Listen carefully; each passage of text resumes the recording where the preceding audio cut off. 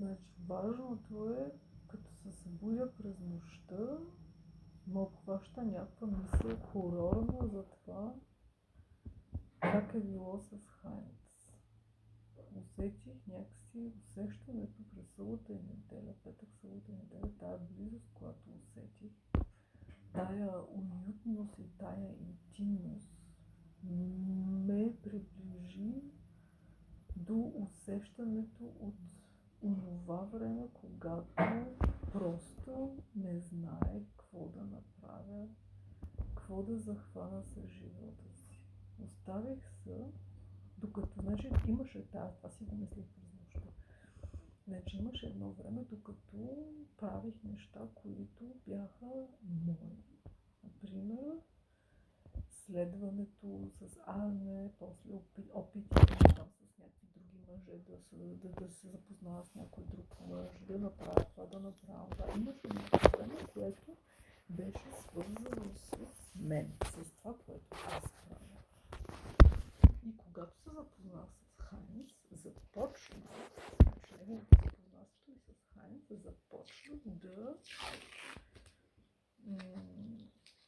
и връзката ми с него ме накара, започнах доброволно, нали, той не ме накара, започнах доброволно да си доброволно да правя това, което мисля, че се очаква от мен. Това, което мисля, че се очаква от мен. И тогава, това, което мисля, че се очаква от мен, започнах да не внимавам, спрях да правя това, което искам. Спрях да се питам. Значи в момента, в който усетя импулс, усетя някаква такава идея, че нещо, което има, нали, имам или използвам това, което използвам това, което е около мен като ориентация, захващам се за него и започвам да правя нещата така, че да го запазя това нещо от една страна, от друга страна да продължавам ориентир. То ми служи като ориентир. И в такива моменти забравям да се питам аз самата какво аз самата искам. Така се получи и с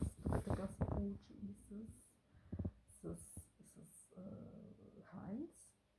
Започнах да спрях да се питам какво искам. Аз започнах да правя това, което мислех, че той очаква от мен. И най-вече с секса той искал да се усети желан. Той искал жената и какво си, и аз си дадах усилие да му покажа, че го желая. Обаче колкото аз му показвах, че го желая, толкова той повече той си имаше проблема с неговите изпотенност и не изчезна с моето желание. И тогава, колкото повече аз продължих обаче да насилвам, докато в един момент вече усетих, че в лявата страна усетих някаква болка, не спастика, че не мога да танцувам салса и почнах там с някакви дърма. Добре, опитах се да разбера ситуацията, опитах се да разбера какво се случва с тялото ми, опитах се, ходих по разни масажи, ходих на това, ходих на това, но вече бях стигнала ментално, до там, че бях разбрала, че първо, възрастен мъж, второ, трето, четвърто беше изчезнала, освен това, че се чувствам уютно и вкъщи при него, не усещах любов и страст. Не усещах това и както и сега, също не усещам. Сега моята тонка, която е готина, тонка, който иска, всъщност аз така си направих, така се опитах да самата аз да се излъжа, като започнах да си казвам, айде, колкото повече с Хайнц излизам, колкото повече, но толкова е по-голяма вероятността да получа, да намеря мъжа на живота ми, да намеря любов, да намеря обич. Обаче като минали са 2 години, няма как да намеря обич, няма как да намеря любов и нали, това е абсолютно независимо от състоянието ми. Продължавам си да си работя с медитация, продължавам си да се опитвам да намеря аз самата път към себе си, какво да правим, когато не обичаме, когато не усещаме любов. Какво да правим, когато не усещаме любов? Когато не усещаме любов, любовта идва отвън. Любовта е усещането за приемане. Любовта е усещането за това, че някой е на твоя страна. Всичките тия неща човек може да ги, нали, чрез мъжа, може да бъдат предизвикани, ако се намери някой, който да ти дава това усещане, но ако в момента няма такъв човек, трябва, или какво значи трябва, ние самите се опитваме първо. Аз самата се опитвам първо да приема себе си.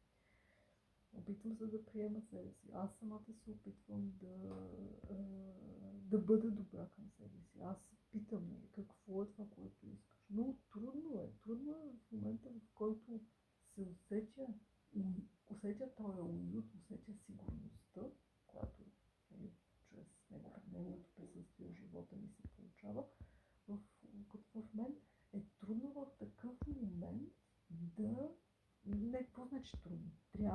Не трябва да се оставям върху този уют и сигурност, едновременно с това, паралелно с това трябва, или какво значи трябва, едновременно с това, паралелно с това, се опитвам да бъда аз самата приета.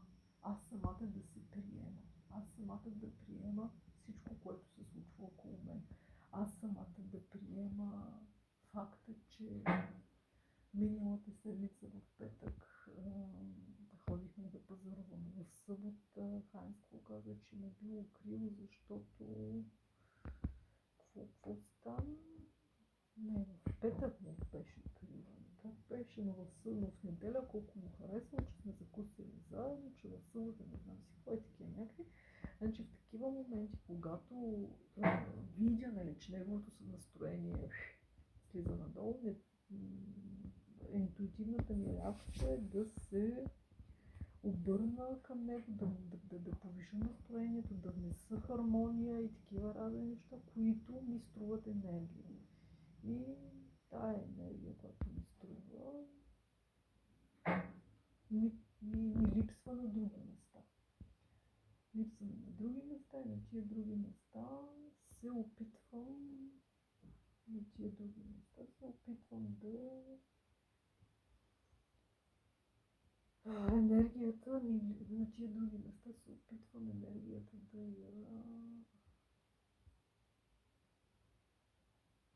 да я намеря. Но все още, така да се каже, не като централен проблем, ами като все още ми липсва нещо, което искам. Все още се пазя вътрешно, пазя се от желание, от изпитване на желание. Правя само това, което е наложително. Наложително е да медитирам, наложително е. Когато се попитам какво искам, не се появява желание. Когато не се появява желание. Какво значи не усещам желание, не усещам не усещам импулсивно да направя нещо, защото ми харесва, а по-скоро става въпрос за правене на неща, които трябва да бъдат свършени, трябва да бъдат направени. Нещата, които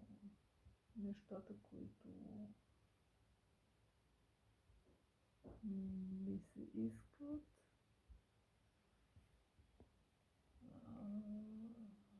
не си го позволявам да го усетя желанието.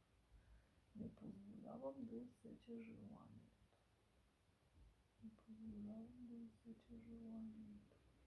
Желание за нещо, желание Освен като ходим да пазаруваме, да отидем да рекламираме пречиво, защото това си го, нали, това мога да го, или пък в гледане на филми, такива някакви неща. Но като цяло неща, които са свързани с движение, неща, които са свързани с промяна, нали, на ситуацията, да излезнат, да се разходят, да направят това, отзад, такива неща, тия неща не ги. И тогава какво се получава?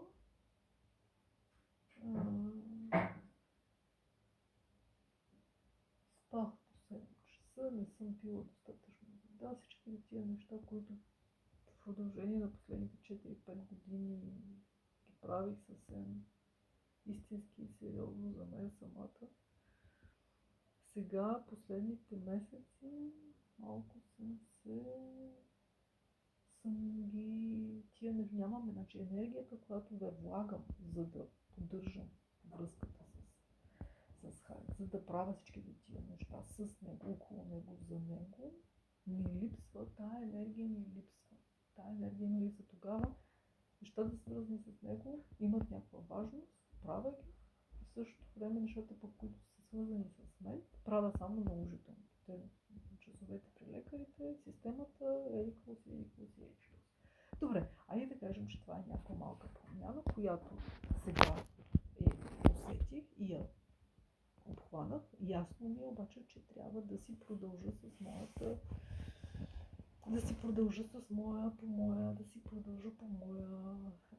по моята идея, по моя път. Не мога да правя 100 неща едновременно и когато става въпрос за това да намеря такъв адвокат, който да запознат с социалните закони.